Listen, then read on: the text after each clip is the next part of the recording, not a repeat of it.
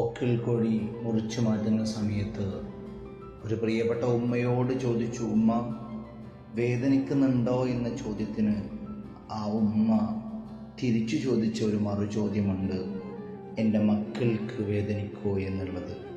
പ്രിയമുള്ളവരെ, സ്നേഹത്താൽ നമുക്ക് വേണ്ടി സൃഷ്ടിക്കപ്പെട്ട ഒരു സുന്ദര ജന്മമാണ് നമ്മുടെ പ്രിയപ്പെട്ട ഉമ്മ എന്ന് പറയുന്നത്.